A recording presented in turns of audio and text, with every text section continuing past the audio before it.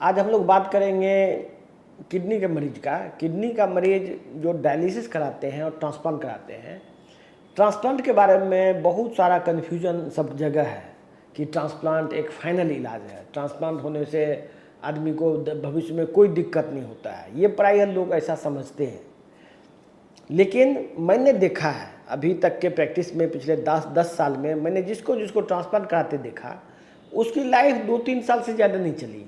ऐसा बहुत कम ही लोग हैं जो ट्रांसप्लांट करा लिया कुछ लंबा समय से जिंदा है। ये टोटली लक की बात है कि किसी किसी आदमी का ट्रांसप्लांट चल जाता है। ट्रांसप्लांट होने का लाइफ, ट्रांसप्लांट के बाद का लाइफ डायलिसिस से ज़्यादा लंबा नहीं होता है। बहुत सारे लोग ये समझते हैं कि डायलिसिस नहीं अब करा पाएंगे तो ट्रांसप्लांट करा लेंगे तो हम लंबा ज़िंदगी जी लेंगे। ये भी गलत है, क्योंकि जिस बीमारी से आप सफ़र कर रहे हैं, सपोज कि आपका किडनी खराब हो गया है। किडनी खराब होने का बहुत सारा वजह हो सकता है, ब्लड प्रेशर है, डायबिटीज़ है, एसएलई होता है, लूपस, सिस्टेमिक लूपस होता है, आईजीए नेफ्रोपैथी होता है, और भी बहुत बीमारी होता है। ये सब वजह से आपका किडनी फेल हुआ है।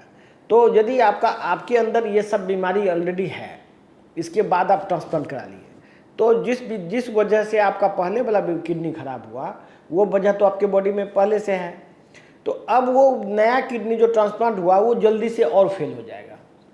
एक तो ये बात है। दूसरी बात क्या है कि कोई भी ट्रांसप्लांटेड ऑर्गन बॉडी एक्सेप्ट नहीं करना चाहता, क्योंकि शरीर का एक सिस्टम है, वो फॉरेन पार्टिकल की तरह यूज करता है, उसको रिजेक्ट कर देता है सिस्टम। यदि उसको रिजेक्ट कर देगा आपका बॉडी, तो आप कितनी भी मेहनत कर लें, आपका वो चीज़ चलने वाला नहीं है। दूसरी बात क्या है, किडनी ट्रांसप्लांट के बाद जो दवाई यूज होती है वो प्रायः इम्यूनोसप्रेसेंट होता है और कीमोथेरेपी ड्रग्स होता है। उस कीमोथेरेपी ड्रग्स का साइड इफेक्ट लोग टॉलरेट नहीं कर पाते हैं, और प्लस वो उसका खर्चा जो है ट्रांसप्लांट से कहीं ज़्यादा होता है। बहुत सारे लोग ये समझते हैं कि ट्रांसप्लांट करा लेंगे तो डायलिसिस में बहुत खर्चा है, ट्रांसप्लांट तो एक ही बार में खर्चा होगा 5 लाख 10 लाख, लेकिन इसके बाद हमको कोई खर्चा नहीं होगा। लेकिन ऐसा नहीं है, ये बात लोगों को पता नहीं है कि ट्रांसप्लांट का जो मेडिसिन है वो डायलिसिस से ज़्यादा महंगा है। तो ट्रांसप्लांट एक तो ज़्यादा महंगा हो गया, उसका दवाई भी डायलिसिस से महंगा है, और यदि आप उसको कंटिन्यू करते हैं ट्रांसप्लांट को, तो डायलिसिस वाले से ज़्यादा ज़िंदगी आप जी नहीं सकते हैं। तो देखिए, मरना तो सबको है, आप मरने से तो रोक नहीं सकते किसी को, लेकिन यदि आप ट्रांसप्लांट के ड्यूरेशन को बढ़ा देते हैं, यदि ट्रांसप्लांट की आपको ज़रूरत जब पड़ती है तब कराते हैं, कोई आदमी सप्ताह में, कोई आदमी महीना में, कोई आदमी 2 महीना में, किसी आदमी का डायलिसिस का ज़रूरत ही नहीं पड़ता है। यदि ऐसा हो जाता है तो आप डायलिसिस और हमारे मेटाबॉलिक ट्रीटमेंट को एक कंबाइंड रूप में फॉलो करके बहुत सारे लोग ज़िंदगी जी रहे हैं। बहुत सारे लोग ज़िंदगी नहीं बच सकते, चाहे कुछ भी कर लीजिए, चाहे ट्रांसप्लांट करा लीजिए, डायलिसिस करा लीजिए, कुछ भी करा लीजिए, लाइफ जाना है तो उसको रोक नहीं सकता कोई आदमी। लेकिन उस लाइफ को सुखमय बनाया जा सकता है, लाइफ को बेहतर बनाया जा सकता है। डायलिसिस में क्या होता है कि आप डायलिसिस में के दौरान आपका ब्लड लॉस होता है, आपके अंदर का प्रोटीन लॉस होता है, आपका लीवर में जो बना हुआ प्रोटीन आपके अंदर है उसका लॉस है। उसके लॉस को रिप्लेनिश नहीं कर, मतलब आपका बॉडी वापस बना नहीं सकता। यदि आप सप्ताह में 1 बार भी डायलिसिस लेते हैं या 2 बार लेते हैं, तो आपका जो बॉडी से प्रोटीन लॉस होगा उतना प्रोटीन बॉडी बना नहीं सकता है। ऐसा कोई डायलिसिस नहीं है जिसको कि आप रिकवर कर पाएँ। डायलिसिस को रिकवर लोग नहीं कर सकता अपने बॉडी में प्रोटीन सिंथेसिस को बढ़ा के।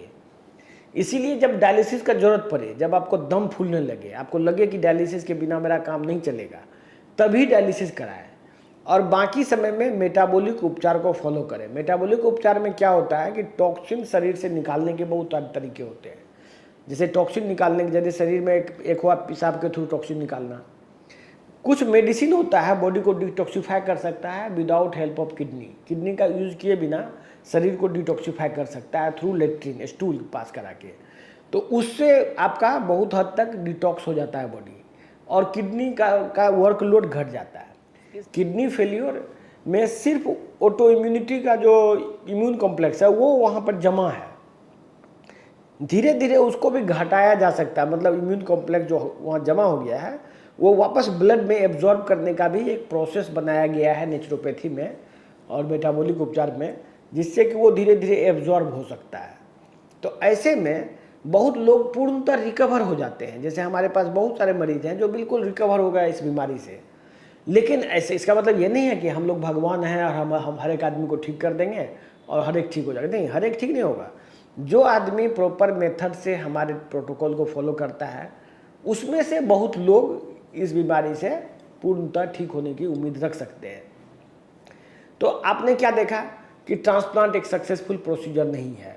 डायलिसिस भी लंबा समय तक ज़िंदगी नहीं दे सकता है, लेकिन हमारा मेटाबॉलिक उपचार जो है या नेचुरोपैथी बेस्ड उपचार जो है लोगों को बरसों साल ज़िंदगी दे सकता है, वो भी बिना कोई कष्ट का।